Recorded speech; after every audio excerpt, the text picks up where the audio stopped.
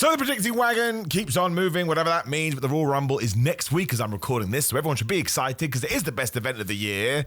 And one of the reasons it is in that status is because of the damn surprises, and you have to get in the comments as well and tell me who you think is going to be the surprises. And if you get every single one right, I'll send you a prize. Probably a stupid t-shirt, but it still counts. Please also subscribe. Here's my prediction for every single entrant surprise in the Royal Rumble. Switch it. So we start off with what could be an obvious one, although not really, because it also depends on where WWE wants to put her. But it certainly sounds like Jordynne Grace has left TNA. She's heading to WWE, and you damn right. Jordynne Grace, as far as I'm concerned, is one of the best wrestlers doing it right now. And obviously, she brings a novelty's not the right word, but she's unique, man. And that's so important in professional wrestling.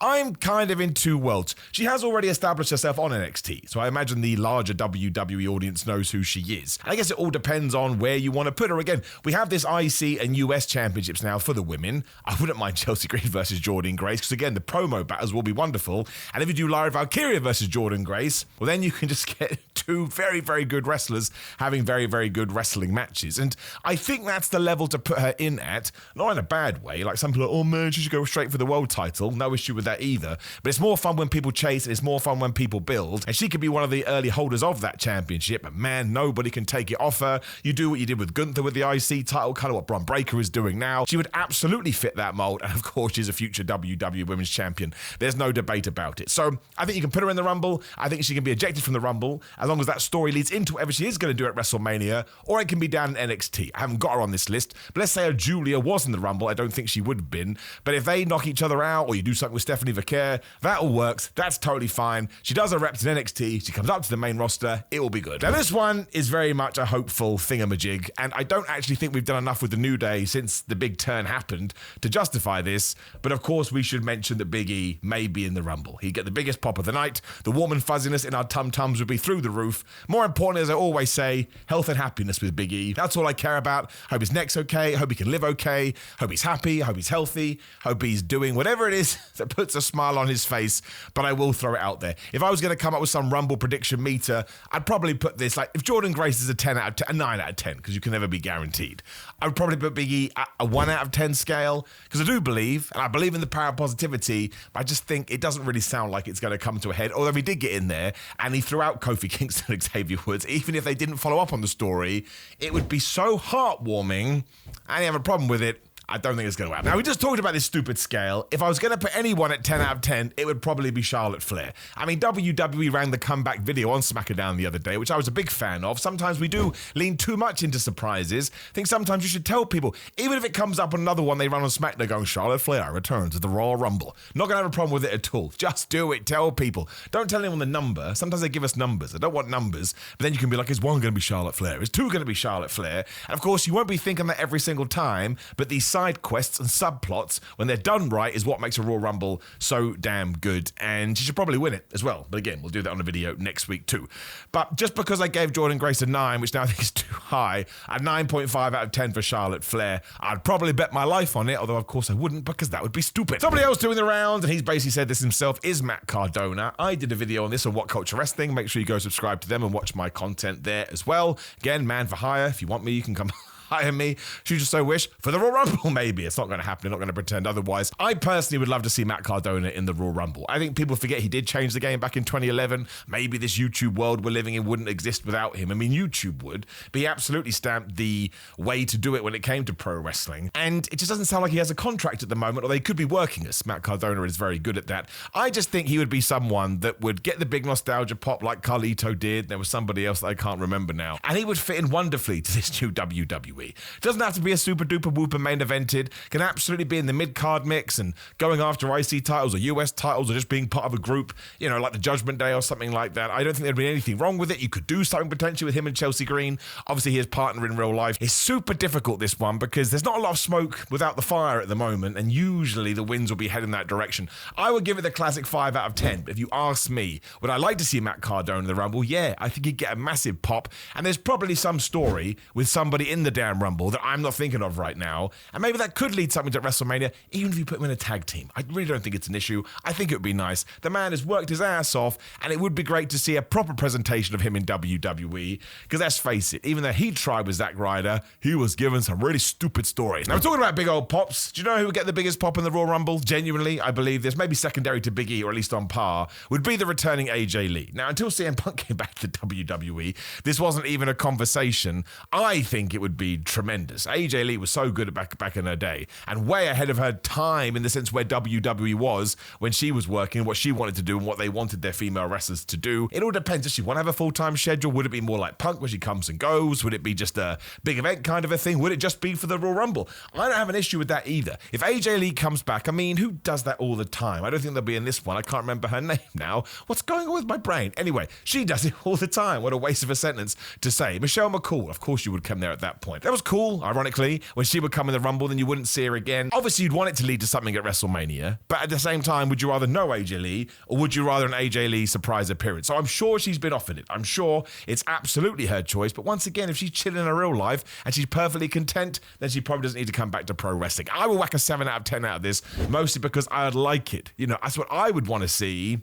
But ultimately, AJ, let's just move on. This one's for me. I'm just going to say it because I have to manifest it. Repo Man. And if you do follow me on social media at simonmiller316, will I go on Twitter soon and post my 1098765432 Repo Man video? Yes. Because I'm manifesting it here, and I'm going to manifest it there. And if for some reason anyone from WW does watch my videos, while I would love it to be Barra Darso's Repo Man, if you want me to pay Repo Man, you bet your ass I will. Becky Lynch is another one, and the reason I want to see her as a surprise in the Royal Rumble is not only because she is a megastar, but I don't want to repeat myself. If you watch all of my videos, and bless your heart for doing that, I think you need to really tell everyone the Women's Rumble is a huge deal. Look who can come back. Maybe we've got an AJ Lee, who is a legend. We've got a Charlotte Flair. We've got a Becky Lynch. Let's not stand on ceremony here, Mr. Wayne, because in 2026, when we do go to a 2-night Royal Rumble, it's going to happen again. Push me off my chair if it doesn't and grow my hair back. You want to lean onto everything you did the year before to tell people, even though the Women's Rumble is going to be on its own night, and the Men's one's going to be on its own night, there is going to be enough worth to go to both shows. Because I did see a few people saying that, oh, the Women's Rumble's only been around a few years. As long as there's good Rumbles, nobody actually cares anymore. We just want to see good wrestling. So I think WWE should do that. It's a great marketing tool for nothing else, but also Becky Lynch is one of the biggest stars in the company. I want her to be involved in WrestleMania. And again, good subplots and good side quests are what good Royal Rumbles are all about, and the best way to get them over is with the tippity top stars. That's Becky Lynch. And if you want to put Charlotte Flair at number 1 and you want to put Becky Lynch at number 2, who is going to get mad at that? Oh, but Simon, you're not spreading out the pops. Screw the pops, man. Give me the magic. We now move on to someone that I'm going to put a 1 out of 10 on, and please, for the love of everything, let me have been worked. I'll be so happy to have been worked. That's the point of pro wrestling. But if he is good to go, having AJ Styles come back in the Royal Rumble would be totally tremendous. He doesn't need me saying this about him. He doesn't need me to be his dad. Bit worried about old AJ Styles because he seemed very upset when he did do that injury, which was part of an injury angle, which was totally bonkers. But, you know, he is in the last few years, or however long wants to go in his career. I mean, he's closer to the end to the beginning. And he, if anyone deserves an amazing send-off, it's AJ Styles. Talk about someone that was out there changing the game, also would be AJ Styles. But it didn't sound like this was going to be an easy thing to get over. But it was also a good few months ago. Sometimes these guys come back like Wolverine, like the Hulk, and that's what I want to happen. But man, please let me be completely wrong on this. Let him come out, probably get into someone with a Kamala Hayes, or, you know, pick a superstar that they can get into a program. Nothing wrong with that. It kind of felt like that's what we were going to do to begin with. Let's hope that AJ Styles is back soon. Roxanne Perez is absolutely another person you could put in there, because depending on how patient WWE wants to be, you could do Bayley versus Roxanne Perez at WrestleMania. I was trying to sort of put people in positions here for that show, and I was like, I don't really know where Bayley fits, but she better have a match. And if you are going to call Roxanne Perez up and you are going to give her a big push, put her against someone like Bayley, who is a damn legend of that division. And it would also explain why Bayley got moved to Raw, because maybe somebody's gone, we're going to have Roxanne Perez on Raw, whoop bam, there's your man. So I think Roxanne Perez should be in it, because again, if it's going to set up something with her and Bayley, we've already done the legwork. It doesn't matter that she got called up and thrown out the Royal Rumble, because we've done a big wink wink nudge nudge, don't worry, we have a story for her. That's when it sucks when you get call up from NXT when you just get ejected and nobody seems to care. You're like, what's going on? It's like when I got home at Christmas and nobody would even look at me. But that is not a new WWE thing, and I think they're really high on Roxanne Perez, as they should do. So if you know that come the Elimination Chamber, you'll probably be in the Elimination Chamber where her Bayley will go at it again. Then we get the big singles match at WrestleMania. No problem at all.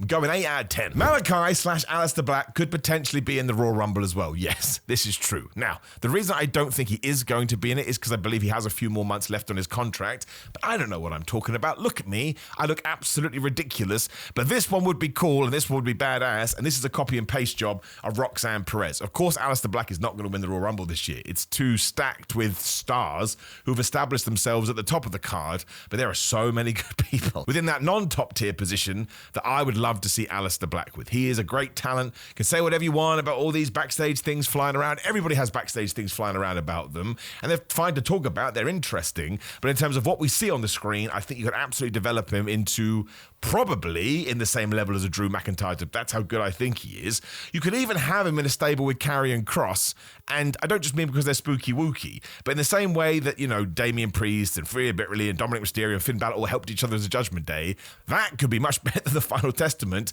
and I actually think it would help Kross go up a few rungs as well, which would be awesome for 2025. I'm going to put a 2 out of 10 on this one too, as I make weird noise with my mouth, just because I just don't think his contract's going to be up in time, and you can't just make up when you're allowed to go to the WWE. See that online sometimes. Well, why does he just turn up? Because he'll get into legal trouble. Alexa Bliss, I think, is a good one as well. I'm going to whack an 8 out of 10 on that as well. Maybe push it up to a 9, maybe an 8.5 to be an IGN nerd.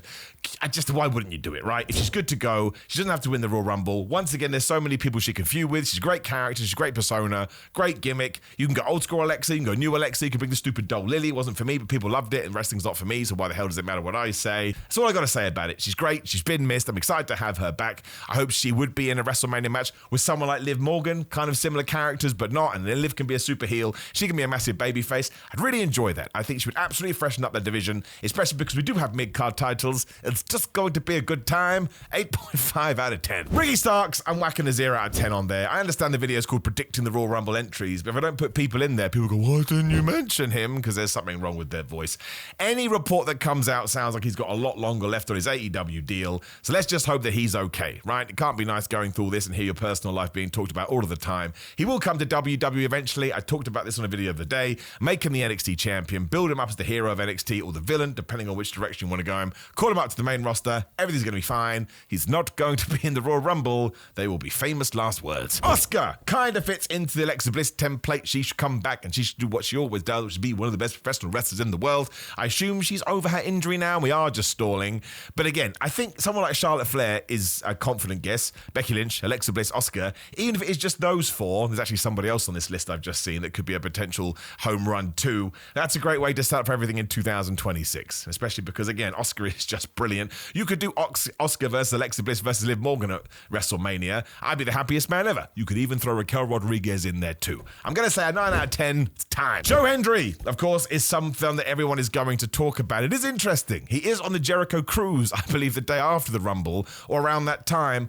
But, I mean, there are two things could be going on here. Chris Jericho is the ultimate worker. He would absolutely love that if he could provide a cloak and dagger, and then Joe Hendry does turn up. Also, planes exist. I'm sure they could sort out the travel should they need be. I think he will be in the Royal Rumble. I think that could be why TNA held off him winning the World Championship, even though we could have done it a couple of months ago, because now it kind of feels like his momentum is back. It never went anywhere, but most wrestlers go like this. You just have to, otherwise it wouldn't make any sense. Even someone like Steve Austin did that a little. I'm going to put a 9 out of 10 of Joe Hendry being in the Rumble. I think he'll get such a good pop. I think he'll create such good vibes, and people will be so happy by this. Doesn't matter if he's not going to continue on or go back to NXT or go back to TNA. Sometimes you just got to pop the crowd. I know what I said earlier. I was being facetious and I was joking. It'd be a wonderful moment for all. Again, a lot of people over on my side of the aisle would be very proud of Joe. Again, he doesn't need me to say that, but he has worked his ass off. So let's put it out there and get good vibes. I'm whacking a big old 9 on it. And I'm whacking a big old 9 out of 10 on Jade Cargill coming back, because she should absolutely do that. A bunch of the culprits, even though Bianca Belair and Naomi are terrible detectives and haven't done anything with this. A bunch of them should be in a ring. I mean, Candice and maybe a Bayley and Nia Jax, of course. And then, they should all stare off, and then Jade Cargill should attack Naomi, because it's definitely Naomi that did it. I've decided this. And then once again, they can all eliminate each other if it is going to be Charlotte Flair, and then you can tell the story on SmackDown or Raw, and it will be super duper fun. But again, does sound like it was a somewhat serious injury, so there's no need to rush. There's a need to be in the Royal Rumble. But she could even have the number 30 spot if it's already loaded up, because that's a great story to tell at the end of the Rumble. And then if Charlotte Flair's been in there a while and she throws a bunch of people out, that would be good too. I think I just said 9. Going to reduce it to an 8 because I've lost my confidence, but it would be pretty good. And it would be a nice callback to last year. That's how she flippin' debuted. And of course, to finish, we do have to mention The Rock, and I think The Rock's going to be in the Royal Rumble. Now, he could be, and he would get a massive reaction. It'd be super duper cool. But to get to the Roman Reigns match, he doesn't need to win the Royal Rumble. If he's going to take on Cody Rhodes, I'd feel a lot different. But I believe we've definitely put that story to bed, and I think you run the risk of turning a few of the fans just because it would feel a little bit rickety-dickety, and you don't want to do that. I have no problem with Dwayne Johnson being on any show. I think his addition to the card is always going to help, and I think sometimes you do have to look at wrestling like a business. And again, we talked about the stuff on Netflix. It did have a net positive effect. Us fans don't need to talk about that, but once again, I understand where they're coming from. I'm going to put a 0.5 out of 10 on it. It doesn't need to happen. Even if it can work WrestleMania, I now think there's a better way to tell the story, and therefore you want to put other people in those spots. Otherwise, you're just going to shoot yourself in the foot. Now, as I've already said, the most important thing to do is go into the comments, predict as many as you want. Let's try and clock it at 10, though. And if somehow, you don't have to go 10, you can do 3. You have to do a minimum of 4, 2 in each Rumble, although you can do 3 in one, etc. But my point is this, if you manage to get 4 people that turn up, make sure you get in touch with me and we'll get you some kind of a prize. Unless like 4,000 of you win.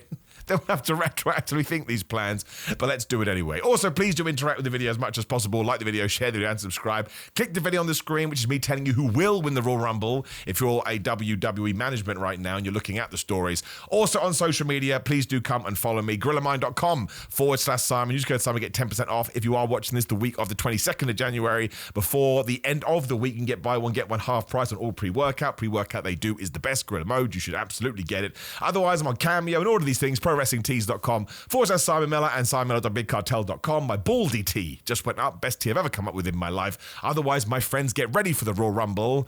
It does come but once a year and probably twice a year in 2026. So I'll never be able to say that again. A doubly reason to get excited. I'll talk to you soon.